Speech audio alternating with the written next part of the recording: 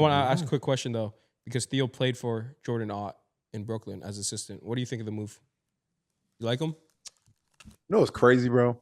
It's not even on the life is really, really crazy, and you really got to be 10 toes down on where you are and be in the moment. Last year, I went to Indiana and I was at EYBL, and me and Jo, I call him Jo, we were literally just sitting there talking. He was trying to figure out what his next move was. He was thinking about going back to Michigan State coaching.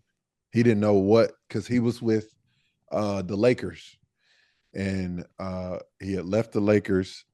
And no, it was either the Lakers or Phoenix. He was with the Lakers, Lakers, Theo. He was with the Lakers. Yeah. So he was with the Lakers, and we were just sitting there talking and catching up or whatever. And he was thinking about going back to Michigan State.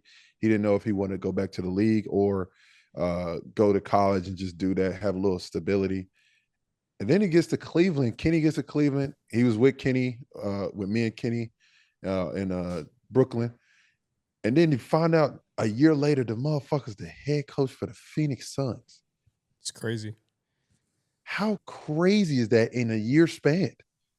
Like, you go from not thinking about, man, fuck, this shit is crazy, I might go to college, and now he's the head coach for the Phoenix Suns.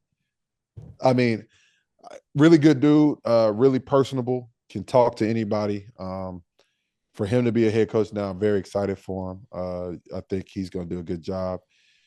Very adaptable. So quickly, Theo, coach. You haven't played for him for about 3 years, but they said 3-4 years. They say he's really good at offensive and defensive creativity. You agree with that?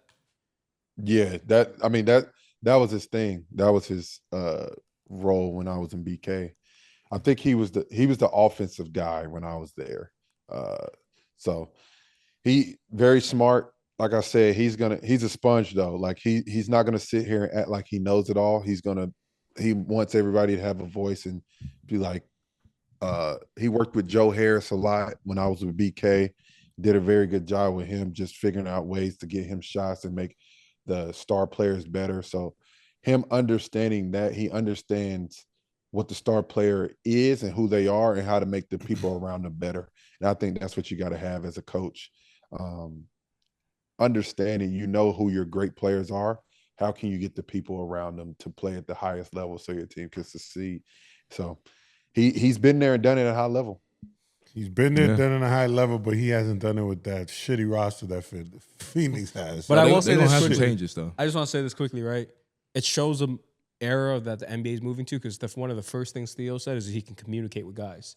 Mark Daigneault can communicate with guys. That's very important. So that's very important. So, based on what Theo said, he should probably be somewhat But that's why I said most older coaches are probably going to be out. Yeah. Because they're not able to communicate. I know for a fact, RC, Rick Carlisle, from what I've heard, he is a completely different coach than what he was in 2011. Yeah. Because he had to adapt. If he wants to adapt to the players now, because what did we all say? This is a player-driven league. You have to make sure they feel like you fuck with them and you're listening, you hear them. If you don't feel that way, you're gonna be Tibbs. You know what's crazy? That I feel like Mike Malone is more along the Tibbs line. That's why I don't like the Mike Malone or Mark Jackson.